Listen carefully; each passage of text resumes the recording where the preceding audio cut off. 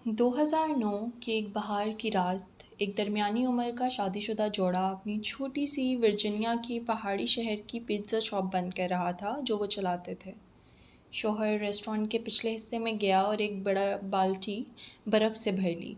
उसने वो बाल्टी उठाई, पिछले दरवाजे से बाहर निकला और घास पर वो सारी बर्फ़ गिरा दी। फिर सीधा खड़ा होकर एक पल के लिए उसने ठंडी हवा अपने चेहरे पर महसूस की।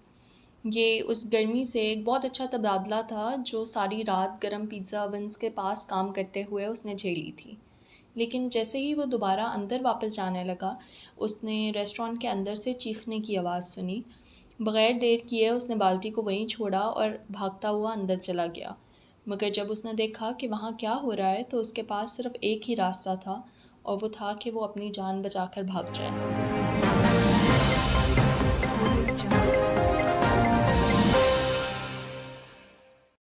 Hello everyone and welcome to psychology and crime. उम्मीद करती हूँ आप सबका दिन बहुत अच्छा गुजरा होगा।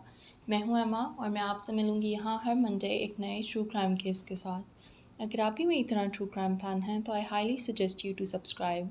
वीडियो शुरू करने से पहले मैं ये बात वाज़ेह कर दूँ कि आज की वीडियो से मेरा मकसद किसी को भी डिसरिस्पेक्ट करना बिल्कुल भी नहीं है। ये वीडियो बस एजुकेशनल पर्पसेस के लिए बनाई जा रही है और वीडियो का सारा कंटेंट ऑनलाइन मौजूद है और मुख्तलिफ न्यूज़ रिपोर्ट्स, ब्लॉग्स और वीडियोस से इकट्ठा किया गया है। एक डिस्क्लेमर भी देती चलूँ कि आज की वीडियो में डबल होमिसाइड की थीम शामिल है, तो अगर आपकी मेंटल हेल्थ आपको ऐसी किसी बात सुनने की इजाज़त नहीं देती या फ़िलहाल आप इतने डार्क टॉपिक सुनने के मूड में नहीं हैं तो प्लीज़ वीडियो स्किप कर दें। उम्मीद करती हूँ आपसे जल्द ही किसी लाइटर थीम वाली वीडियो के साथ मुलाकात होगी। Thank you. 29 मार्च 2009 इतवार की रात को 48 साल की वैलरी लूनी ने पिज़्ज़ा प्लस नाम के मशहूर रेस्टोरेंट में अवन से ताज़ा गरम पिज़्ज़ा निकाला। ये रेस्टोरेंट तेज़विल काउंटी, वर्जीनिया के एक छोटे पहाड़ी शहर में था और हमेशा मसरूफ़ रहता था। वैलरी ने पिज़्ज़ा एक सर्विंग ट्रे पर रखा और फ्रंट काउंटर के आसपास घूमकर पुलिस ऑफिसर्स से भरे एक बूथ में ले गई। ऑफिसर्स ने वैलरी का नाम लेकर शुक्रिया अदा किया और पिज़्ज़ा खाना शुरू कर दिया। वैलरी ने रेस्टोरेंट में बैठे हुए दूसरे कस्टमर्स को भी चेक किया, जो तकरीबन सब बूथ्स ही उस टाइम तक भर चुके थे, और फिर वापस काउंटर के पीछे के हिस्से की तरफ चली गई। वहाँ उसने अपने शौहर हार्वी को पिज़्ज़ा ओवन्स के पास खड़ा देखा। वैलरी छोटे कद की थी और उसके बाल छोटे कटे हुए ब्राउन रंग के थे, जबकि हार्वी एक बड़ा सा आदमी था जिसके बाल सफ़ेद और दाढ़ी घनी थी। मगर उन दोनों की शक्ल सूरत में इतनी तफरीक के बावजूद सब लोग कहते थे कि वो दोनों एक साथ बहुत बेहतरीन लगते हैं। हार्वी ने अवन के पास लटकी घड़ी की तरफ इशारा किया और अपनी बीवी को मुस्कुराकर कहा कि सिर्फ चंद घंटे रह गए हैं उनकी 29 शादी की सालगिरह में। वैलरी ने भी मुस्कुराकर जवाब दिया और मजाक में कहा कि वापस काम पर लग जाओ। वैलरी 10 साल से पिज़्ज़ा प्लस की मैनेजर थी और उसका शौहर हार्वी पिछले 7 साल से उसके साथ काम कर रहा था। हार्वी ने वापस काम शुरू कर दिया जैसे उसकी बीवी ने मजाक में कहा था, और उसने अगले ऑर्डर के लिए पिज़्ज़ा डो तैयार करना शुरू कर दी। जब वो ये कर रहा था, वैलरी ने अपने पंजों पर आगे की तरफ उठकर हार्वी के गाल पर एक छोटी सी किस दी और फिर डाइनिंग रूम की तरफ चली गई। पिज़्ज़ा प्लस इस छोटे से टाउन में बहुत मशहूर था। पूरा शहर बस चंद स्क्वायर मील्स तक था, जिसके इर्द गिर्द घना जंगल और उसके आगे बड़े पहाड़ थे। कभी कभी वहाँ के लोगों को लगता था कि वो दुनिया से अलग हो गए हैं। इसीलिए पिज़्ज़ा प्लस लोगों के लिए एक मिलने की जगह बन गया था जहाँ सब इकट्ठे होते और कम्युनिटी का हिस्सा महसूस करते थे। वैलरी और हार्वी ने अपनी नौकरी का ये पहलू दिल से अपनाया था। दोनों हमेशा खुश और मुस्कुराते हुए कस्टमर्स को वेलकम करते थे। उनका मकसद ये था कि जो भी रेस्टोरेंट में आए उसको ऐसा लगे कि जैसे वो अपने घर वालों के साथ ही बैठा हो। वैलरी डाइनिंग रूम के अंदर चलती गई और पुलिस ऑफिसर्स के बूथ के पास रुककर उनसे पूछा कि उनका पिज़्ज़ा कैसा है। ऑफिसर्स ने कहा जैसा हमेशा होता है, बहुत ज़बरदस्त। वैलरी अगले बूथ की तरफ बढ़ ही रही थी कि उसकी नज़र ज़मीन पर पड़ी और वो एकदम रुक गई। एक पुलिस ऑफिसर ने उसकी तरफ देखकर पूछा, सब ठीक है ना? वैलरी मुस्कुराई और बोली, हाँ सब ठीक है, मगर फ़ौरन ही तेज़ी से मुड़कर रेस्टोरेंट के पिछले हिस्से की तरफ चल दी। جب وہ سپلائی کلازٹ میں پہنچی جو پچھلے دروازے کے پاس تھا، اس نے اپنے امپلائی برائن لی کو دیکھا جو جھک کر شیلفز بھر رہا تھا۔ برائن نے اپنے باس کے آتے ہوئے اس کی آہٹ سن لی اور آرام سے کھڑا ہوا اور ویلری کی طرف گھوم گیا۔ برائن اس وقت اپنی 20s میں تھا اور ویلری سے کافی لمبا تھا۔ اس نے ویلری سے پوچھا کیا ہوا؟ ویلری نے کہا کہ آج گھر جانے سے پہلے ڈائننگ روم کے فلورز کو بہت اچھی طرح سے صاف کر دینا، موپ لگا دینا، یہ ضروری ہے کیونکہ وہ ابھی وہاں گئی تھی اور فلورز بہت گندے لگ رہے تھے۔ برائن نے گہری سانس لی اور مشکل سے اپنے آپ کو روکا کہ وہ اپنے باس پر نہ چلائے۔ پھر اس نے بس اتنا کہا، ٹھیک ہے، جب شاپ بند ہوگی تو میں سارا فلور موپ کر دوں گا۔ ویلری کو یہ سمجھ تو آ گیا کہ برائن پریشان ہے، لیکن وہ ہمیشہ کام پر ایسے ہی رہتا تھا۔ ویلری نے ایک پل کے لیے سوچا کہ اسے ڈانٹنا چاہیے، مگر پھر اس نے اپنے آپ کو روک دیا۔ اس نے صرف اس کا شکریہ ادا کیا اور پھر واپس کاؤنٹر کی طرف چل دی۔ پیزا پلس رات بھر بزی رہا اور 10 بجے تک کسٹمرز کا آنا جانا جاری رہا۔ جب سب کسٹمرز چلے گئے تو ویلری اور ہاروی نے ان کو گڈ بائی کہا۔ جب ڈائننگ روم خالی ہو گیا، ویلری کاؤنٹر پر گئی اور کیش رجسٹر کھول کر رات کو پیسے گننے لگی۔ جبکہ ویلری پیسے گن رہی تھی اور پیپر ورک کر رہی تھی، برائن فرنٹ ایریا میں گیا اور پوچھا لگانا شروع کر دیا۔ ہاروی نے کچن اور ریسٹورانٹ کے پچھلے حصے کو صاف کرنا شروع کر دیا۔ تھوڑی دیر بعد ہاروی نے ایک بڑی بالٹی برف کی اٹھائی اور ویلری کی طرف چیخ کر کہا کہ وہ پچھلے دروازے سے باہر جا رہا ہے برف گرانے۔ ویلری نے جواب دیا کہ برائن نے موپ ختم کر لیا ہے، موپ لگانا، اور وہ پیپر ورک بھی آلموسٹ کمپلیٹ کر چکی ہے، تو جیسے ہی وہ فری ہوتی ہے وہ دونوں گھر جا سکتے ہیں۔ ہاروی نے احتیاط سے برف کی بالٹی اٹھائی، پچھلے دروازے سے باہر گیا اور گھاس کے ایک چھوٹے ٹکڑے پر وہ بالٹی الٹ دی۔ کام ختم کرنے کے بعد اس نے بالٹی نیچے رکھ دی اور تھوڑا جھک کر اپنی سانس سنبھالنے لگا۔ اسے یہ تسلیم کرنا پسند نہیں تھا اور نہ ہی وہ کبھی اپنی بیوی کو یا اپنے بیٹے کرس کو یہ دکھانا چاہتا تھا، مگر چھوٹی سے چھوٹی فزیکل ایکٹیویٹی جو تھی وہ اب اسے تھکا دیتی تھی اس کی ایج کی وجہ سے۔ ہاروی کچھ سیکنڈز تک باہر اپنی حالت سنبھالتا رہا اور پھر واپس اندر جانے ہی لگا تھا کہ اچانک اس نے ریسٹورانٹ کے اندر سے چیخنے کی بہت تیز آواز سنی۔ ہاروی فوراً تیزی سے اندر دوڑا۔ جیسے ہی وہ اندر گھسا، چیخنے کی آواز اور تیز ہوتی گئی اور اس نے اپنی بیوی کا نام پکارا، مگر کچھ سیکنڈز بعد وہ چیخنے لگا اور پھر ایک دم وہ جو چلانا اسے جس چیخنے کی آواز آ رہی تھی وہ بالکل بند ہو گئی اور پورا جو ریسٹورانٹ تھا وہ بھی ایک دم سناٹے سے بھر گیا۔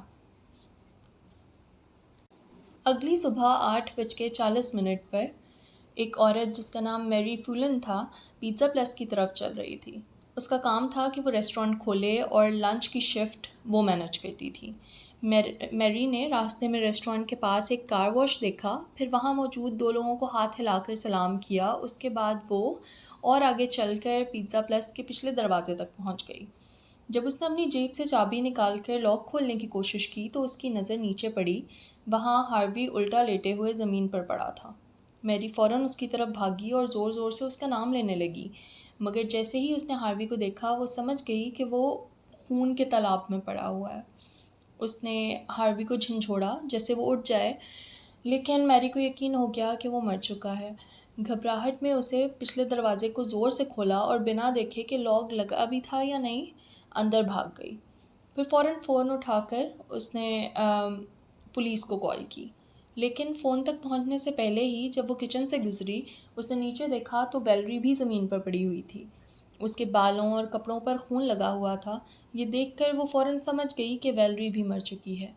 میری زور زور سے رونے لگی اور اس کا پورا جسم کانپ رہا تھا، مگر پھر بھی وہ فون تک پہنچ گئی اور 911 ڈائل کر دیا۔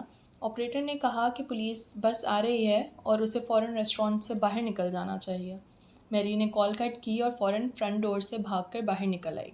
اس نے یہ بھی محسوس نہیں کیا کہ فرنٹ ڈور بھی ان لاک تھا۔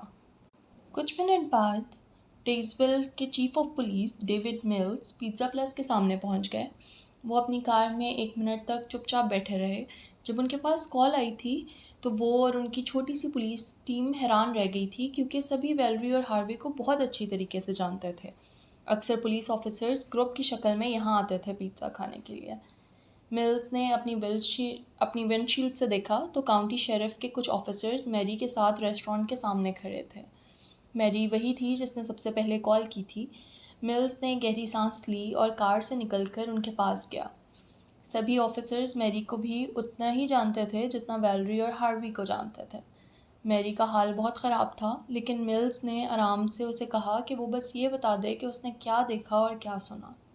میری نے کہا کہ جب وہ ریسٹورانٹ کھولنے آئی تھی تو اس نے ہاروی کو پچھلے حصے میں پڑا دیکھا، اور جب فون کرنے کے لیے اندر گئی تو ویلری کو بھی زمین پر خون میں لپٹے ہوئے دیکھا۔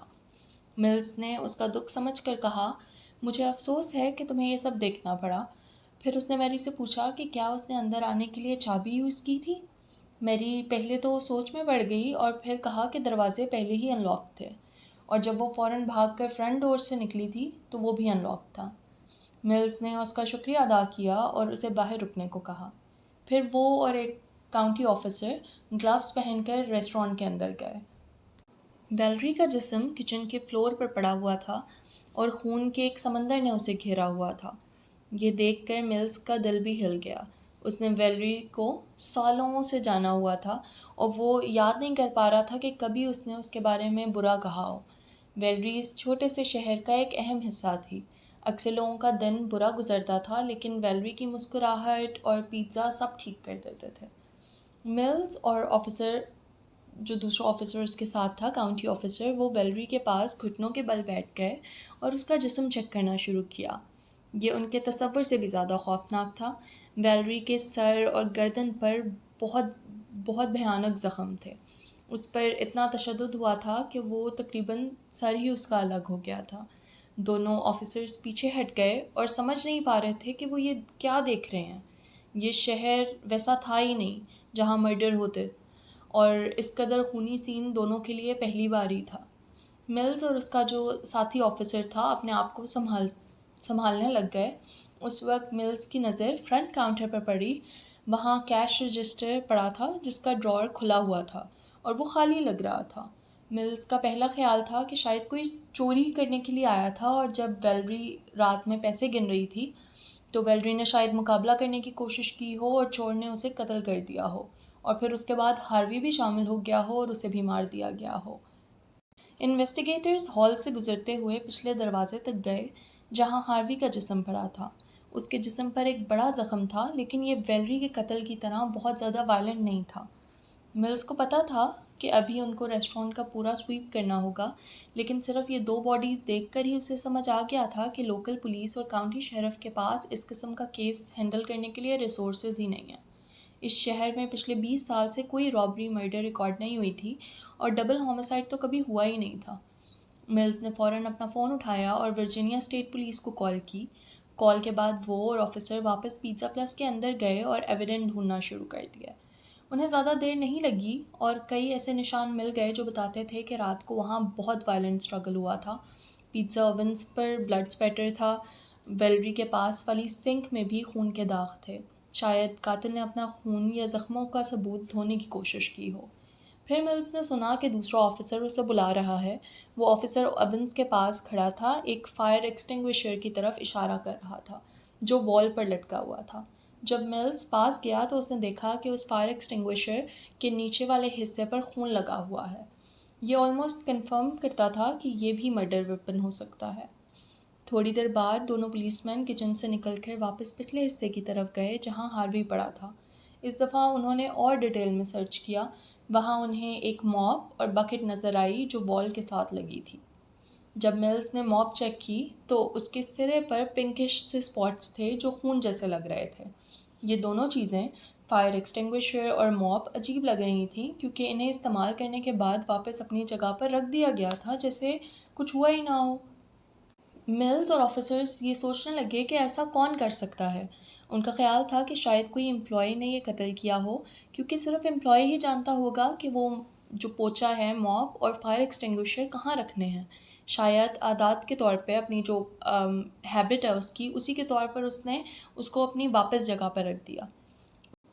کچھ منٹس بعد ملز اور آفیسرز پھر سے ریسٹورانٹ کا واک تھرو کر رہے تھے جب انہوں نے یہ دیکھا کہ باہر بہت سی گاڑیاں رک رہی ہیں۔ ملز باہر گیا تو اس نے دیکھا کہ ورجینیا اسٹیٹ پولیس اور ایک فورینسک ٹیم آ رہی ہے۔ ان میں سے ایک آدمی نے ملز سے ہاتھ ملایا اور کہا کہ اس کا نام ایجنٹ جان سینٹوس ہے۔ ملز نے سینٹوس کا شکریہ ادا کیا اور کہا کہ انہیں مدد ملنے پر خوشی ہے۔ سینٹوس اور اس کی فورینسک ٹیم فوراً ریسٹورانٹ کے اندر گئی تاکہ بلڈ سیمپلز اور ڈی این اے سیمپلز کلیکٹ کر سکے۔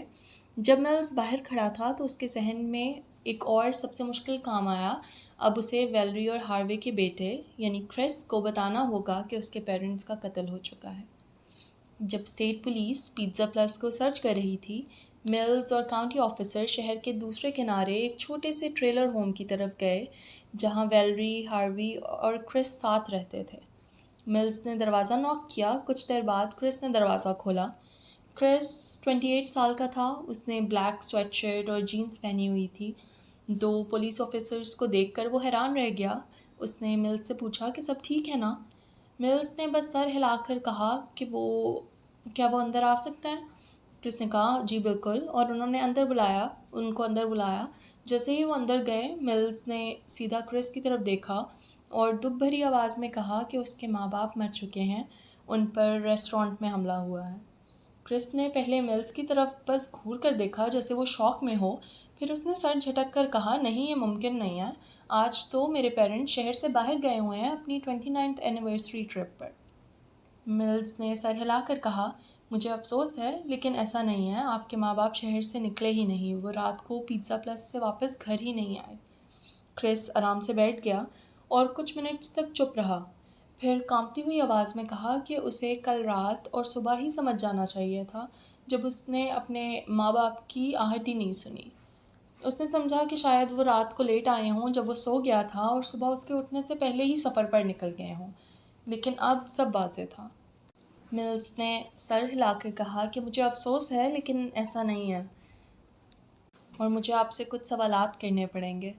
کرس نے بھی سر ہلا کر رضامندی دی۔ ملز نے پوچھا کہ کل رات وہ کہاں تھا؟ کرس نے کہا کہ وہ کام پر تھا، پھر گھر آیا، تھوڑی دیر بیٹھ کر سو گیا۔ پھر ملز نے پوچھا کہ اس کا اپنے پیرنٹس کے ساتھ رشتہ کیسا تھا؟ کرس نے کہا کہ رشتہ اچھا تھا۔ ڈیورس کے بعد اسے مجبوراً واپس اپنے پیرنٹس کے ساتھ رہنا پڑا اور اسے برا لگتا تھا لیکن ماں باپ کو خوشی تھی کہ وہ گھر پر ہے۔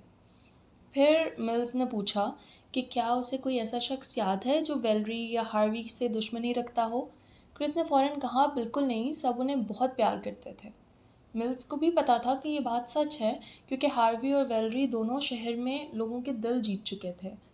ملز نے کرس کو تسلی دی کہ پولیس ہر ممکن کوشش کرے گی کہ قاتل کو پکڑ لیا جائے۔ جب وہ نکلنے لگا تو کرس نے انہیں روکا اور پوچھا کیا برائن لی کل رات ان کے ساتھ کام کر رہا تھا؟ ملز نے کہا کہ ابھی وہ اتنی ڈیٹیل تک نہیں پہنچے اور پوچھا کہ برائن کا ذکر کیوں کیا؟ کرس نے کہا کہ اس کی ماں اکثر برائن کی شکایت کرتی تھی اور دونوں کے درمیان بحث ہوتی رہتی تھی۔ ملز نے کرس کا شکریہ ادا کیا اور کہا کہ وہ کانٹیکٹ میں رہیں گے۔ پھر دونوں آفیسرز واپس گاڑی میں بیٹھے اور کرائم سین کی طرف نکل گئے۔ راستے میں ہی ملز نے اسٹیشن کو کال کر کے کہا کہ برائن لی سے فوراً رابطہ کرو۔ 31 مارچ کو ویلری اور ہاروی کے قتل کے صرف 2 دن بعد پولیس چیف ملز اور ایجنٹ سینٹوس نے برائن لی کو پولیس اسٹیشن میں بلایا۔ برائن جوان اور بہت لمبا تھا اور اس کے چہرے سے ہی لگ رہا تھا کہ وہ واپس بھاگ جانا چاہتا ہے۔ پیزا پلس کے سامنے پولیس کی گاڑیاں دیکھ کر ہی پورے شہر میں قتل کی خبر پھیل گئی تھی، اس لیے برائن کو اچھی طرح پتہ تھا کہ اسے یہاں کیوں بلایا گیا ہے۔ ملز اور سینٹوس کے ایک چھوٹے سے انٹرویو روم میں لے گئے۔ روم میں ایک ٹیبل اور کرسیاں تھیں۔ برائن ایک سائڈ بیٹھ گیا اور ملز اور سینٹوس دوسری سائڈ پہ۔ شروع سے ہی انویسٹیگیٹرز کو سمجھ آ گیا کہ برائن چین سے نہیں بیٹھ رہا ہے اور پھر انٹرویو پراپرلی شروع ہونے سے پہلے ہی برائن نے ایسی بات کر دی جس سے دونوں آفیسرز کو ہلا دیا۔ برائن نے پوچھا رجسٹر سے قاتل نے کتنا کیش چرایا ہے؟ یہ سن کر ملز اور سینٹوس دونوں چونک گئے کیونکہ ابھی تک کسی نے برائن کو یہ نہیں بتایا تھا کہ رجسٹر سے پیسے چرائے گئے ہیں۔ ہاں، یہ خبر آسانی سے لیک بھی ہو سکتی تھی لیکن پھر بھی انہیں عجیب لگا کہ یہاں اس کے 2 قریبی کولیگز کا قتل ہوا ہے، وہاں برائن کا پہلا سوال یہ ہے کہ پیسے کتنے غائب ہوئے ہیں۔ ایجنٹ سینٹوس نے کہا ہم یہ ڈیٹیل تمہیں نہیں بتا سکتے۔ پھر اس نے برائن سے پوچھا کہ وہ بتائے کہ اس نے ویلری اور ہاروی کو آخری بار کب دیکھا۔ برائن نے کہا کہ وہ ان دونوں کے ساتھ رات کام کر رہا تھا۔ اس سے ریسٹورانٹ بہت بزی تھا. جب بند کرنے کا وقت ہوا تو اس نے ویلری کے کہنے پر سارا فلور موپ کیا، پھر کلاک آؤٹ کر کے گھر چلا گیا. یہ سن کر ملز کے ذہن میں فوراً موپ آ گیا جس کو اس نے دیکھا تھا کہ اس پہ خون کے داغ لگے ہوئے ہیں. اس نے کیجولی پوچھا، تم نے موپ کہاں رکھا تھا جب تم گئے تھے؟ برائن نے فوراً جواب دیا کہ اس نے اسے پچھلے دروازے کے پاس واپس اسی کی جگہ پر رکھ دیا تھا جہاں وہ ہمیشہ رکھتا تھا. ملز نے پھر پوچھا، جب تم گئے تھے تو کیا کوئی اور ریسٹورنٹ میں تھا؟ برائن نے حیرانی سے کہا، ہاں of course. Valerie paper work کر رہی تھی اور ہاروی اس کا ویٹ کر رہا تھا. یہ کہہ کر سینٹوس چپ ہو گیا اور صرف برائن کی طرف گھورتا رہا. یہ دیکھ کر برائن بے چین ہو گیا. سینٹوس اصل میں اسے ڈرا نہیں رہا تھا بلکہ بس اس کا اندازہ لگانے کی کوشش کر رہا تھا کہ کیا یہ قاتل ہو سکتا ہے یا نہیں.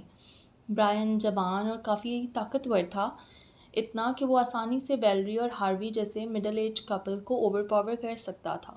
لیکن ویلری کا قاتل بہت ہی وائلنٹ اور پرسنل لگ رہا تھا، جیسے قاتل کے دل میں ان کے لیے کوئی غصہ جمع ہو. یہ کام کسی انجان چور کا مشکل ہی لگتا تھا. سینٹوس نے اس سے پوچھا، کیا تمہاری ویلری سے کوئی بحث یا لڑائی ہوئی تھی ریسنٹلی؟ برائن ہنسنے لگا. یہ ری ایکشن دونوں انویسٹیگیٹرز کو بہت عجیب لگا. پھر برائن نے سمجھایا کہ اس کی اور ویلری کی اکثر آرگومنٹس ہوتے رہتے تھے، کیونکہ اس کے مطابق ویلری ایک بہت ٹف مینیجر تھی. وہ ہمیشہ اس پر کام کے دوران دباؤ ڈالتی رہتی تھی اور کبھی کبھی وہ غصہ بھی کر لیتا تھا اور الٹا جواب دے دیتا تھا. مگر سینٹوس اور ملز کے چہرے دیکھ کر برائن نے اپنی مسکان بند کر دی اور سیریس ہو گیا. اس نے کہا، دیکھیے، ہو سکتا ہے مجھے ویلری باس کی طرح پسند نہ ہو، لیکن میں اسے کبھی نقصان نہیں پہنچا سکتا. یہ پاگل پن ہے. ہر کسی کو اپنا باس پسند نہیں ہوتا، لیکن اس کا مطلب یہ تو نہیں ہے کہ وہ اسے مار دے. سینٹوس اور ملز نے کچھ اور پوائنٹڈ سوالات کیے، پھر برائن کو جانے دیا.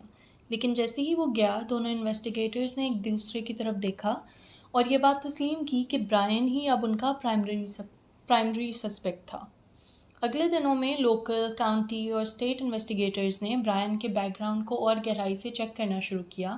ساتھ ہی وہ فورنسک لیب کے ٹیسٹ رزلٹ کا انتظار بھی کر رہے تھے جو کرائم سین سے اٹھائے گئے خون کے سیمپلز پر چل رہے تھے.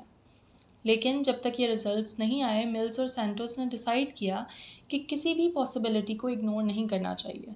دونوں کو لگتا تھا کہ سب سے زیادہ چانس یہی ہے کہ قاتل پیزا پلس کا ہی کوئی امپلائی ہے، چاہے وہ برائن ہو یا کوئی اور.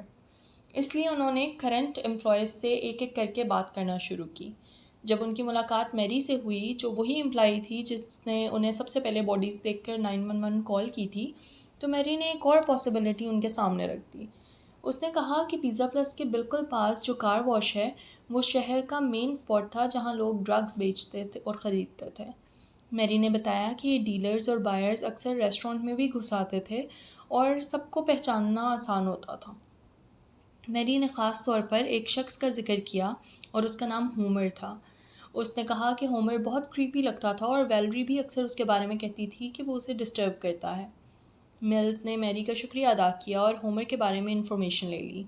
ملز کو پتہ تھا کہ کار واش کے پاس ڈرگز کا چکر رہتا ہے، لیکن یہ کوئی بڑے لیول کے ڈیلرز نہیں تھے، اس لیے اسے لگتا تھا کہ ہومر جیسا آدمی رابری کے لیے اتنا وائلنٹ مرڈر نہیں کر سکتا. تھوڑا مشکل بات ہے یہ. مگر ویلری کیونکہ یہ خود کہتی تھی کہ وہ ہومر سے انیزی رہتی تھی اور سینٹوس اور ملز نے یہ بات اب سنی تھی، تو اس لیے وہ اس کلو کو اگنور نہیں کر سکتے تھے. انویسٹیگیٹرز نے ہومر کو کار واش سے ڈھونڈ نکالا. پہلی نظر میں وہ بالکل بھی خطرناک یا وائلنٹ نہیں لگ رہا تھا، بس بہت چپ چاپ اور عجیب.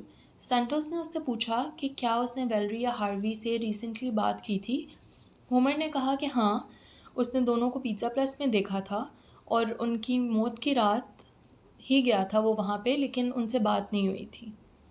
یہ سن کر ملز نے فوراً کہا کہ یہ بات سمجھ نہیں آتی، کیونکہ اگر ہومر ریسٹورانٹ کے اندر گیا تھا تو آرڈر دیتے وقت اس نے ضرور ویلری یا ہاروی سے بات کی ہوتی. اس پر ہومر نے سر ہلا کر کہا کہ وہ ریسٹورانٹ کے اندر نہیں گیا تھا. اس نے کہا کہ وہ بس اپنی گاڑی میں پیزا پلس کے پارکنگ لاٹ میں بیٹھا تھا اور ونڈو سے ویلری، ہاروی اور کسٹمرز کو دیکھ رہا تھا. ملز نے حیران ہو کر پوچھا، تم بس پارکنگ لاٹ میں بیٹھ کر لوگوں کو پیزا کھاتے دیکھ رہے تھے؟ ہومر نے بالکل سیدھے چہرے سے سر ہلا کر کہا، ہاں. پھر کہا کہ کچھ منٹ تک بس دیکھتا رہا اور پھر گھر چلا گیا. سینٹو اور ملز سمجھ نہیں پائے کہ ہومر کی بات کا کیا مطلب ہے۔ انہوں نے کوشش کی کہ اس سے اور سوال کر کے جان سکیں وہ ایسا کیوں کرتا ہے، لیکن ہومر نے زیادہ کچھ نہیں بتایا، وہ بس بہت ہی عجیب اور کریپی لگ رہا تھا۔ جب انویسٹیگیٹرز اس سے کچھ سمجھ نہیں پائے تو واپس گاڑی میں بیٹھے اور ایک دوسرے کو دیکھ کر کہا، یہ بندہ ہے کون، سٹاکر ہے یا بس عجیب اور اکیلا؟ جو بھی ہو، ہومر اب ایک نیا سسپیکٹ بن گیا تھا۔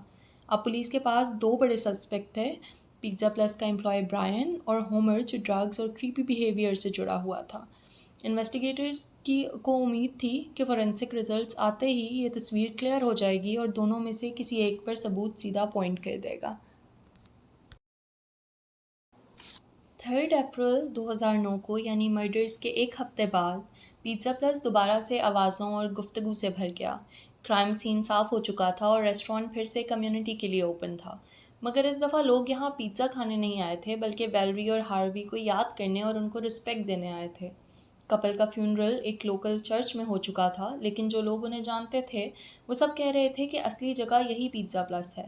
یہ وہی جگہ تھی جہاں وہ دونوں خود چاہتے تھے کہ سب مل کر بیٹھیں اور ان کی یادوں کو شیئر کریں۔ ویلری اور ہاروی کے بیٹے کرس اور فیملی کے دوسرے ممبرز نے سب کا شکریہ ادا کیا اور سب کو انکریج کیا کہ بوتھس میں بیٹھ کر ویلری اور ہاروی کے ساتھ گزرے ہوئے وقت کی یادیں شیئر کریں۔ دن بھر لوکل اور کاؤنٹی پولیس آفیسرز بھی ریسٹورانٹ آتے رہے۔ اکثر پولیس مرڈر وکٹمز کے فیونرلز میں اس لیے ہوتے ہیں تاکہ وہ دیکھ سکیں کہ کون سسپیکٹ بن سکتا ہے، کس نے کیسا ریئیکٹ کیا، لیکن اس کیس میں زیادہ تر کاپس یہاں اس لیے آئے تھے کیونکہ ویلری اور ہاروی ان کی روٹین کا حصہ تھے۔ ہر ہفتے وہ یہاں پیزا کھانے آتے اور دونوں کے ساتھ گپ شپ کرتے، اس لیے آفیسرز بھی انہیں ٹریبیوٹ دینے کے لیے، جیسے باقی کمیونٹی کے دوسرے لوگ آئے تھے، آفیسرز بھی اسی لیے آئے تھے۔ فیونرل اور میموریل سروس کے بعد اگلے دنوں میں انویسٹیگیشن دو تھیوریز کے درمیان اٹک گئی۔ پہلی تھیوری یہ تھی کہ برائن یا پیزا پلس کا کوئی اور امپلائی انوالو تھا، شاید ویلری یا ہاروی سے کسی بات پر مسئلہ ہوا تھا اور انہوں نے غصے میں قتل کر دیا تھا۔ دوسری تھیوری یہ تھی کہ ہومر، جو پارکنگ لاٹ سے ویلری کو گھورتا رہتا تھا اور ڈرگز میں انوالو تھا، اس نے رابری یا کسی اور موٹیو کی وجہ سے انہیں قتل کیا ہے۔ اس لیے پولیس نے دوبارہ کرنٹ امپلائیز سے انٹرویوز کیے اور اس بار پرانے امپلائیز کو بھی انکلوڈ کیا، ساتھ ہی ہومر کے کانٹیکٹس اور ڈرگ سرکلز کو بھی انویسٹیگیٹ کیا گیا، لیکن ان انٹرویوز سے کچھ خاص سمجھ نہیں آیا۔ سچویشن انویسٹیگیٹرز کے لیے اور مشکل تب ہوئی جب فورینسک لیب کا رزلٹ واپس آئے اور وہ انکنکلوسیو تھے، یعنی وکٹمز کا خون تو کنفرم ہو گیا تھا مگر کوئی clear D N A sample نہیں ملا جو کسی بھی سسپیکٹ کی طرف اشارہ کرے۔ جلد ہی ایجنٹ سینٹو کو دوسرے اسٹیٹ پولیس کام پر بھیج دیا گیا اور کیس کا بوجھ زیادہ تر پولیس چیف ملز پر آ گیا۔ یہ کیس اس پر دن بدن ہیوی ہونے لگا تھا، اسے لگتا تھا کہ ہر بار وہ قتل سالو کرنے کے بہت قریب ہے مگر ہمیشہ کانکریٹ ایویڈنس ہاتھ سے نکل جاتا تھا۔ مہینے گزرتے گئے، پھر سال بیت گئے اور پھر بھی ملز کو سمجھ نہیں آیا کہ ویلری اور ہاروی کو کس نے مارا۔ آخرکار جب کیس انسالوڈ ہی رہا تو ملز ریٹائر ہو گیا۔ اس کے جانے کے بعد نئے لیڈز نہ ملنے کی وجہ سے یہ ڈبل ہومسائیڈ ٹیزول کاؤنٹی کا صرف ایک کولڈ کیس بن گیا۔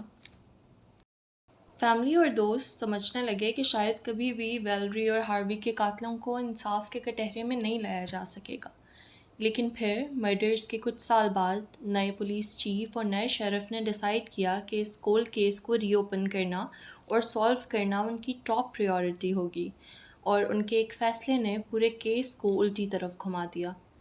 13 فروری 2013 کو، یعنی ویلری اور ہاروی کے قتل کے تقریباً 4 سال بعد، ایک آدمی جس کا نام رچ بنگٹن تھا، ٹیزول کاؤنٹی شیرفز ڈپارٹمنٹ میں انٹر ہوا۔ دیکھنے میں وہ بالکل عام مڈل ایجڈ آدمی لگتا تھا، گولف شرٹ اور خاکی پینٹس پہنے ہوئے، لیکن اصل میں رچ امریکہ کا سب سے افیکٹو انٹروگیٹرز میں سے ایک تھا۔ وہ اتنا ایکسپرٹ تھا کہ لا انفورسمنٹ کے آفیسرز اس سے سیکھتے تھے کہ سسپیکٹس کو کیسے انٹروگیٹ کرنا ہے۔ اس کا خاص طریقہ تھا جسے ریڈ ٹیکنیک کہا جاتا تھا۔ نئے شیرف اور اس کے ایک ڈیپٹی نے رچ کا ڈپارٹمنٹ میں استقبال کیا۔ شیرف نے اس کا شکریہ ادا کیا اور رچ نے کہا کہ وہ مدد کرنے کے لیے خوش ہے۔ پچھلے چند ہفتوں سے رچ نے اس کولڈ کیس کی ڈیٹیل اسٹڈی کی تھی اور پہلے کے انویسٹیگیٹر سے بات بھی کی تھی۔ اسے لگتا تھا کہ وہ سب آفیسرز ڈیڈیکیٹڈ اور ہارڈ ورکنگ تھے، لیکن ان کا مرڈر سسپیکٹس کو انٹیروگیٹ کرنے کا تجربہ بہت ہی لمیٹڈ تھا۔ رچ کا یقین تھا اس کو یہ یقین تھا کہ اگر صحیح انٹیروگیشن اسٹریٹجی یوز کی جائے تو یہ کیس کھل سکتا ہے۔ اس نے کہا کہ بس ایک موقع چاہیے، وہ کسی ایک میجر سسپیکٹ کے سامنے بیٹھ کر انٹیروگیشن کر سکے۔ ڈیپٹی نے اسے ایک انٹرویو روم میں لے گیا اور وہاں ایک سسپیکٹ آلریڈی اس کا انتظار کر رہا تھا، وہی سسپیکٹ جسے پولیس نے سالوں سے بار بار انٹرویو کیا تھا مگر ثبوت کبھی بھی مضبوط نہیں بن پائے تھے۔ ریڈ ٹیکنیک کا اصول یہ تھا کہ انٹیروگیشن کا انوائرمنٹ سسپیکٹ کے لیے ہائی پریشر بنایا جاتا ہے، لیکن ساتھ ہی پولیس سسپیکٹ کے لیے سمپتھی بھی شو کرتی ہے۔ یہ دونوں چیزیں ملا کر سسپیکٹ کو سائیکولوجیکلی توڑ دیتی ہیں۔ رچ نے بالکل اسی طریقے سے انٹیروگیشن شروع کی۔ ہر بار جب سسپیکٹ تھوڑا کمفرٹیبل ہوتا، رچ اس پر ایک نیا سوال یا سیدھا الزام لگا دیتا جس سے وہ دوبارہ پینک میں آ جاتا۔ گھنٹے بیت گئے اور ڈیپٹی حیران رہ گیا کہ رچ بنا رکے سسپیکٹ کو پریشرائز کرتا رہا اور ساتھ ہی اسے یہ احساس دلاتا رہا کہ پولیس اس کی سائڈ پہ ہے۔ آخر کار بہت دیر تک چلنے والی اس انٹیروگیشن میں رچ نے ایک کام اور کیئرنگ آواز میں سسپیکٹ کو بتایا کہ اس کے مطابق ویلری اور ہاروی کے ساتھ اصل میں کیا ہوا تھا، اور اس وقت ریڈ ٹیکنیک نے کام کر دیا۔ سسپیکٹ جو سالوں تک چپ رہا تھا وہ ٹوٹ گیا اور سب کچھ کنفیس کر دیا۔ جب رچ اس دن شیرفس ڈپارٹمنٹ سے نکلا، انویسٹیگیٹرز کے پاس آخر کار جواب تھا کہ کس نے ویلری اور ہاروی لونی کو قتل کیا تھا۔ سسپیکٹ کے کنفیشن کی بنیاد پر پولیس نے ریکنسٹرکٹ اس طرح کیا کہ 29 مارچ 2009 کی رات پیزا پلس میں اصل میں کیا ہوا تھا۔ اس رات تقریباً 10:30 بجے قاتل ڈائننگ روم کراس کر کے فرنٹ کاؤنٹر کی طرف گیا۔ وہاں ویلری رجسٹر پر جھکی ہوئی کیش گن رہی تھی۔ قاتل نے اس کا دھیان کھینچنے کے لیے گلا صاف کیا، اس طرح کیا۔ ویلری نے سر اٹھایا تو اس نے ایک سوال پوچھا۔ ویلری نے جواب دیا مگر فوراً قاتل چیخنے لگا۔ ویلری بھی پیچھے نہیں ہٹی اور الٹا چیخنے لگی۔ کچھ ہی دیر بعد دونوں کے درمیان ریسٹورنٹ کے بیچ میں ہی زوردار بحث شروع ہو گئی۔ پھر اچانک قاتل اتنا غصے میں آیا کہ ویلری پر جھپٹا۔ ویلری چیخی اور بھاگنے کی کوشش کی، لیکن قاتل نے اسے پیچھے کیا اور اسے پکڑ کر کچن میں لے گیا۔ ایک ہاتھ سے اسے پکڑا اور دوسرے ہاتھ سے ایک بڑا چھرا اٹھایا۔ ویلری نے خود کو چھڑانے کی کوشش کی لیکن وہ نکل نہ سکی۔ قاتل نے چھرا اٹھایا اور اس کا گلا کاٹ دیا۔ ویلری زمین پر گر گئی، خون بہنے لگا اور قاتل نے چھرا چھوڑ دیا۔ مگر اس وقت قاتل نے پیچھے سے آواز سنی جو کہ فٹ سٹیپس اور چیخنے کی آواز تھی۔ ہاروی ہال سے دوڑتا ہوا آ رہا تھا۔ قاتل اس کی طرف بھاگا۔ ہاروی نے قاتل کو مکہ مارا مگر جلد ہی سمجھ گیا کہ وہ اس کا مقابلہ نہیں کر سکتا۔ وہ مڑ کر پچھلے دروازے کی طرف بھاگنے لگا لیکن قاتل نے اسے پکڑ لیا اور اس کا گلا دبانا شروع کر دیا۔ ہاروی نے جان بچانے کی کوشش کی اور کسی طرح دروازے سے باہر نکل کر زمین پر گر گیا۔ قاتل نے دوبارہ اس کا گلا پکڑ کر دبایا۔ ہاروی نے پوری طاقت لگا کر ایک دفعہ اور قاتل کو دھکا دیا۔ قاتل پھر سے حملہ کرنے ہی والا تھا کہ ہاروی ایک دم سے آگے گر گیا اور بے ہوش ہو کر ہلنا بند کر دیا۔ پتہ چلا کہ اس وقت اسے ہارٹ اٹیک ہوا تھا۔ قاتل کچھ دیر اسے دیکھتا رہا، پھر واپس کچن میں گیا۔ وہاں اس نے ویلری کو خون کے تالاب میں منہ کے بل نیچے پڑا ہوا دیکھا۔ قاتل کو یہ یقین کرنا تھا کہ ویلری زندہ تو نہیں ہے، اس لیے اس نے وال سے فائر ایکسٹنگوشر اٹھایا اور ویلری کے سر پر بار بار مارتا رہا۔ یہ اتنا وائلنٹ تھا کہ ویلری تقریباً ڈیکیپیٹیٹ ہو گئی تھی، اس کا سر اتر گیا تھا۔ پھر قاتل نے فائر ایکسٹنگوشر کو واپس اسی جگہ لٹکا دیا جیسے کچھ ہوا ہی نہ ہو۔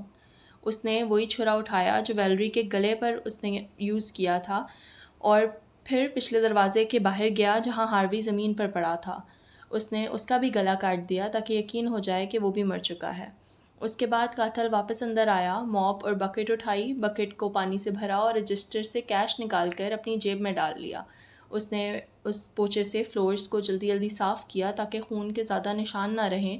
موپ اور بکٹ کو واپس دروازے کے پاس رکھ دیا، پانی پھینکا اور پھر رات کے اندھیرے میں غائب ہو گیا۔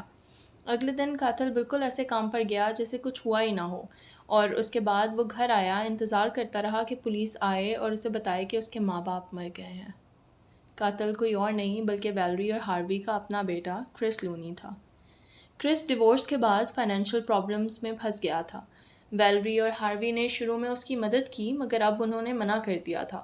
اس رات کرس پیزا پلس آیا تھا پیسے مانگنے کے لیے، لیکن اس نے پہلے ہی پلان بنا رکھا تھا کہ اگر اس کے پیرنٹس جو ہیں وہ پیسے دینے سے منع کر دیں گے تو وہ انہیں مار ڈالے گا۔